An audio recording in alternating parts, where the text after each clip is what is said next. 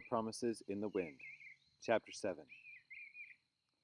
Pete Harris said, "At least it's warm down there. I remember those Nebraska winters. They're killers. If it comes to begging again, better to be where you're warm, even if you're hungry." "Yes," I said, "I know you're right. Still, you want to get back to that truck driver, don't you? He's kind of a daddy to you and Joey. Isn't that so?"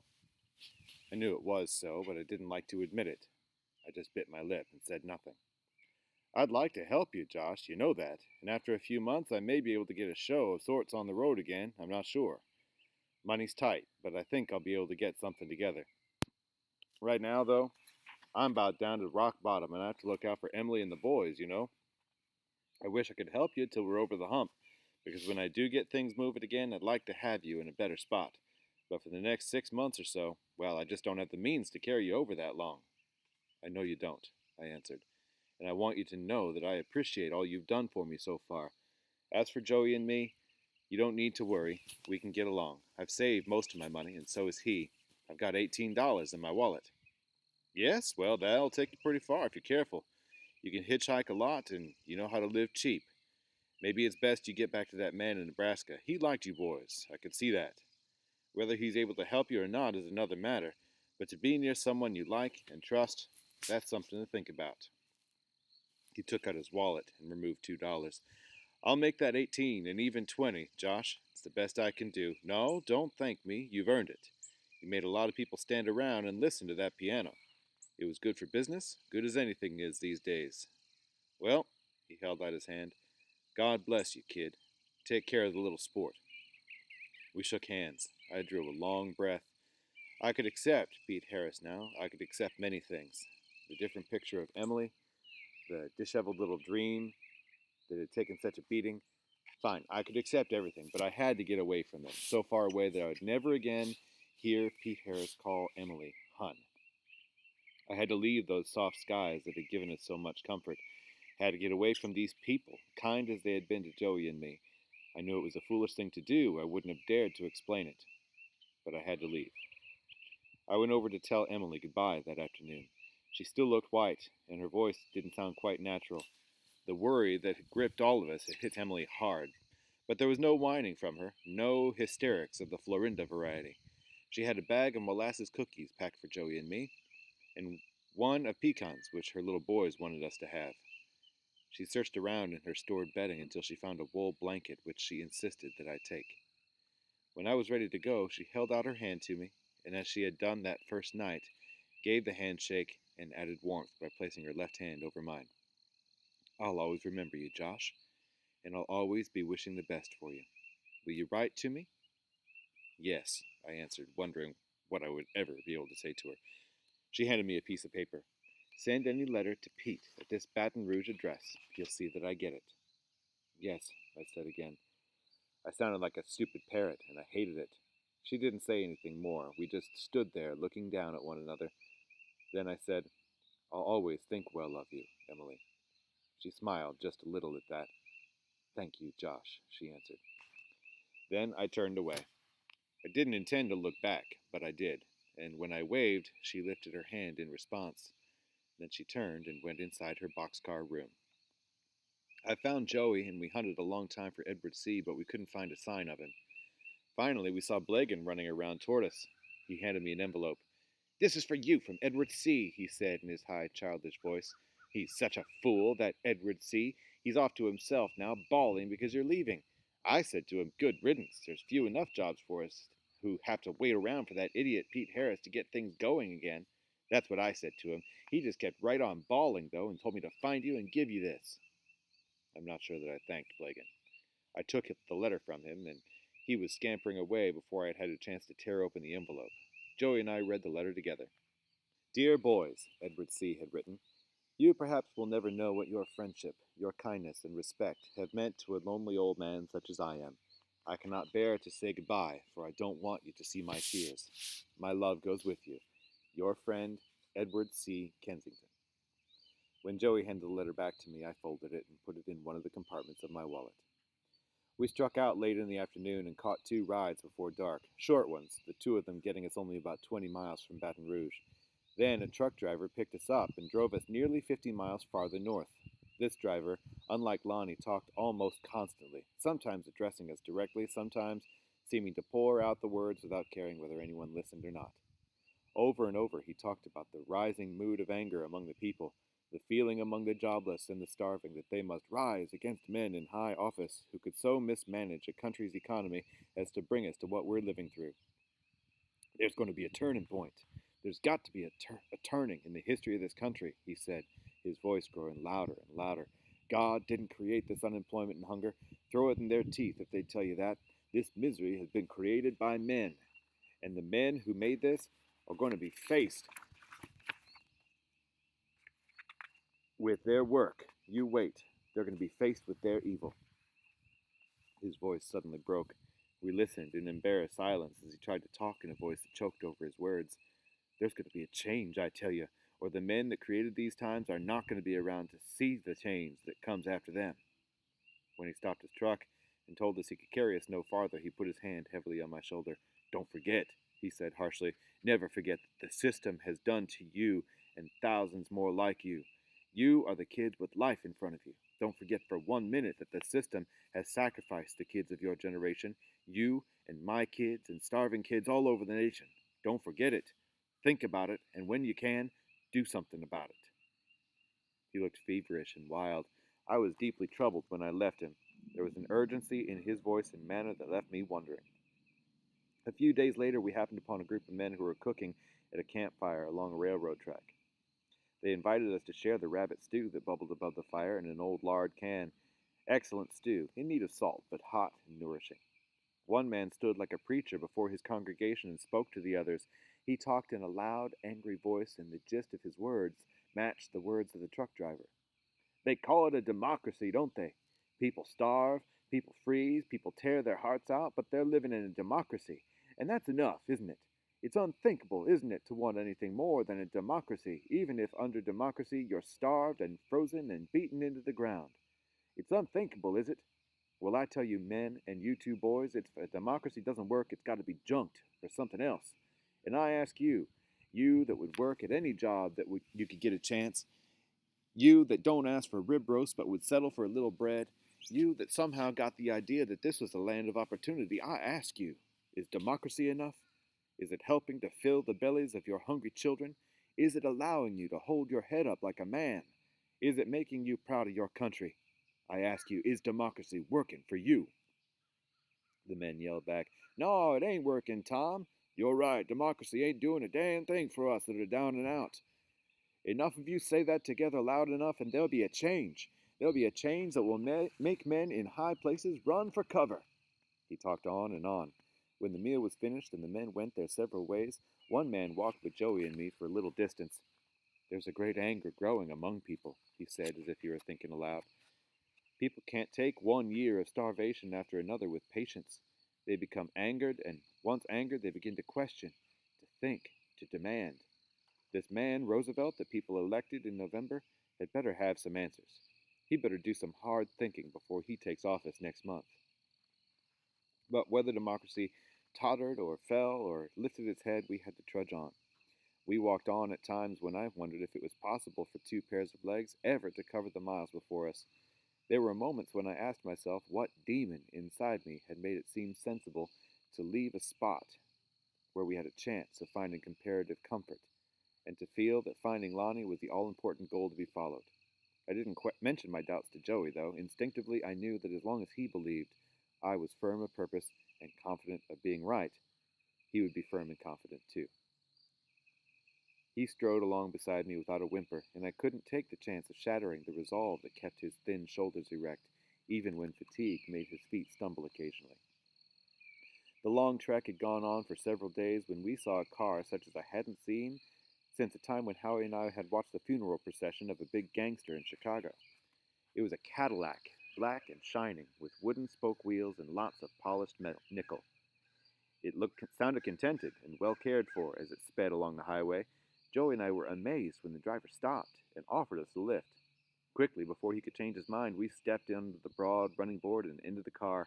Joey settled in the back, and I sat on the huge front seat, which is upholstered with fabric as soft as a rich woman's dress.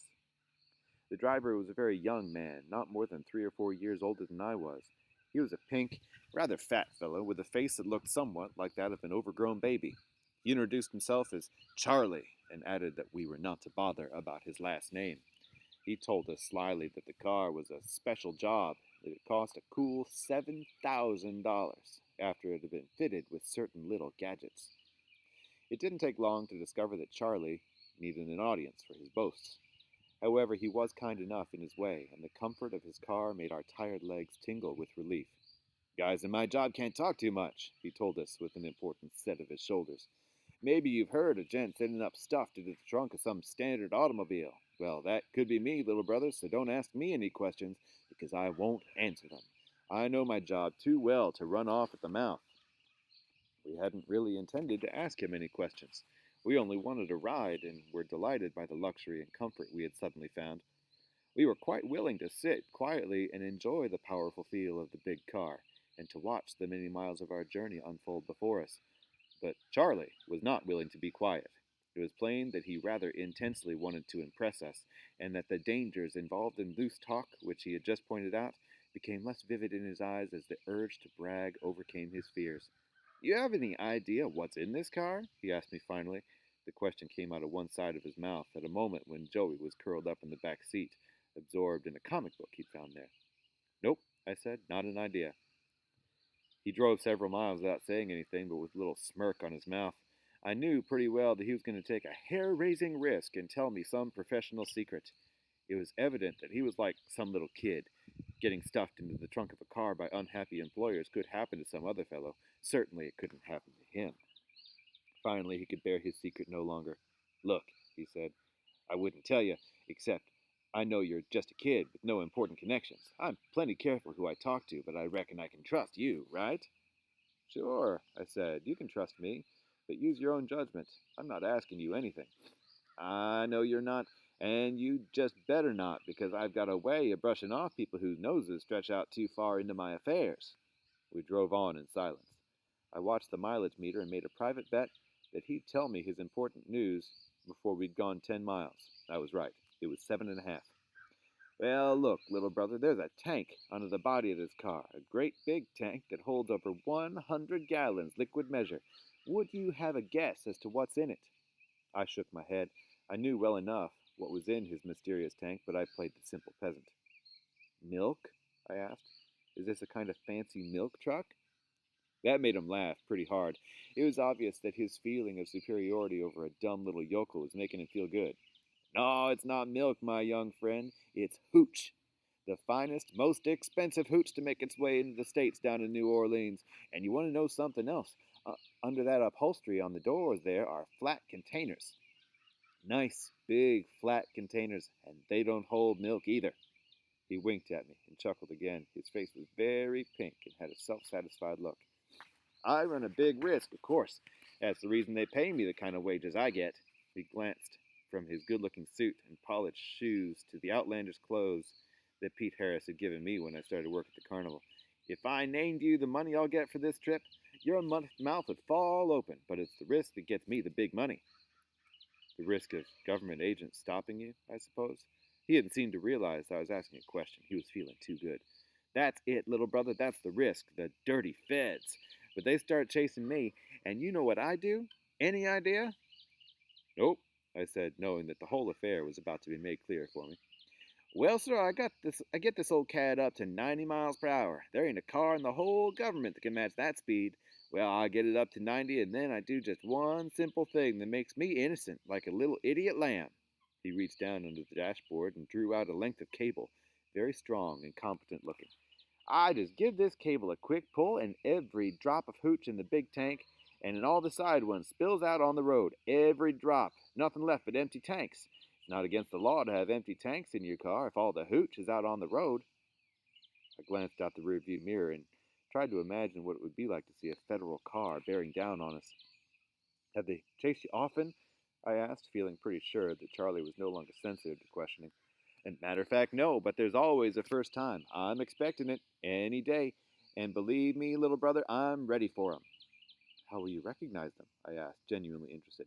Hell, you can smell 'em, Charlie answered airily. I felt that answer needed some explanation, but I didn't care to seem too curious. Must be a pretty exciting job, I said, trying to look envious. Charlie was pleased with me. It is, my friend. Pretty exciting and pretty dangerous. But then, you want to make big money, you gotta take big chances. That's me. I'm not in this game for peanuts. I give you the right to believe that or not. Oh, I believe you, I said. I felt I could afford a little buttering up for Charlie. After all, Joey and I were getting a wonderful ride, a ride we were enjoying immensely. Once, when I glanced back at Joey, he met my look over the top of his comic book and gave me a wink that contorted half his face. It gave me a feeling of satisfaction. Joey and I were nobodies, but we were still able to feel superior to the shallowness of a well-dressed minor hoodlum. We leaned back in the luxury Charlie was affording us, feeling relaxed, amused, and complacent. He drove us the rest of the afternoon and boasted every mile of the way.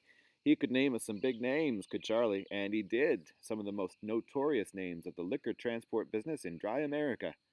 His watch was a little gift from an uncle whose name was famous. His job had been handed to him on a silver platter by another underworld relative whose name was capable of spreading terror in the hearts of his rivals.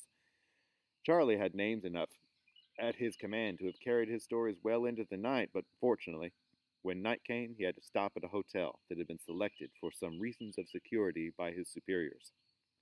I would gladly have thanked him and said goodbye when we climbed out of the car, but Charlie wouldn't have that. He was taking us to supper. He left the big car at the hotel, and then the three of us went to a small cafe down the street where Joey and I, with the caution of people who have gone hungry, ordered the cheapest item on the menu, and Charlie had a sizable steak. I knew I couldn't afford it, but a certain pride, maybe a slight spiritual kinship with Charlie, made me feel that since my wallet was stocked with the $20 I earned at the carnival, I should pay for his supper in return for the lift he'd given us, but Charlie would have none of that.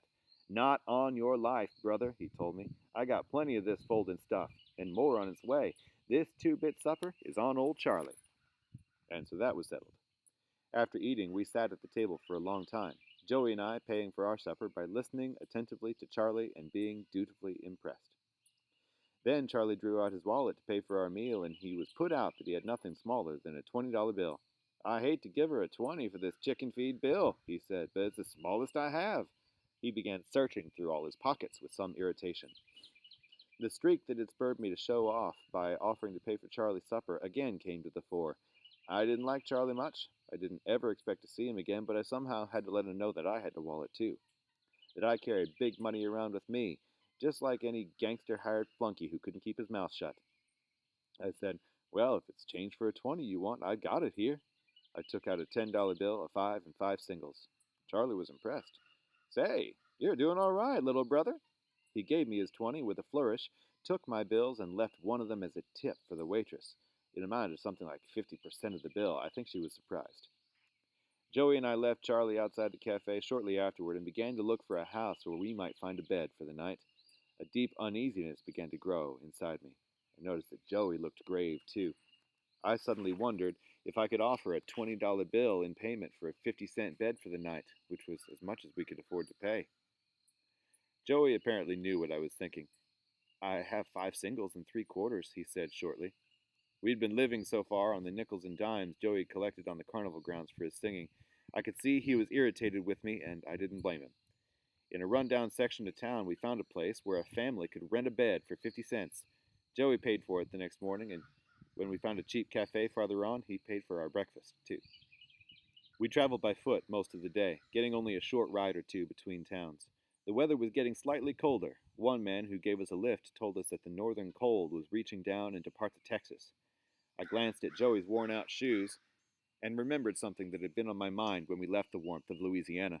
Before we reached snow country, I had to see to it that Joey had warm overshoes. When we got into the town where our driver set us down, I looked around until I found a shoe shop.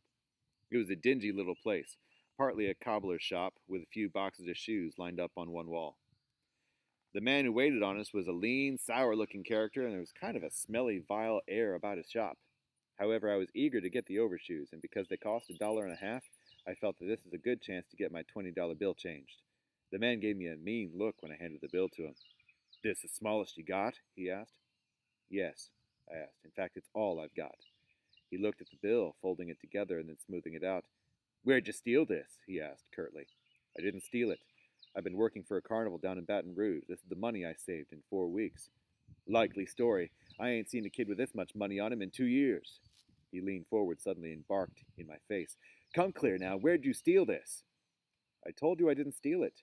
But if you don't want to do business with me, give me my money and I'll buy overshoes somewhere else. Oh, no, you won't. He drew the bill back and then held it up to the light, peering at it from all angles. When a gray rabbit-like man shuffled past the door, the shopkeeper called to him, Hey, Sheriff, come in here a minute. The man looked dazed. What you saying, Alf? What you want with me? I'm telling you to come in. What's the matter? You only been elected sheriff so lately that you don't recognize your title? The man shook his head, frowning as he stood in the doorway. The shopkeeper walked over to him. Now, Sheriff, you've had a lot of experience. I want you to tell me something. This here is a counterfeit bill, ain't it? Now look at it careful and tell me. Come on now. It's counterfeit, ain't it? The little gray man swallowed. He glanced at us and back at the man in front of him. I reckon, if you say so, Alf. I reckon. Not if I say so. I want your word, Sheriff, right here before these kids. This is a counterfeit bill, ain't it? Yeah. Yeah, I'd say it's counterfeit, Alf. Looks to me like a counterfeit. All right, that's all I wanted to know. Thank you, Sheriff. You can get on down to the jail now. I may have some customers for you before long. The man shuffled on, and the shoe man turned to us. Now, you kids listen to me. One yip out of you, and I'll have you turned in for most any misdemeanor I can think of.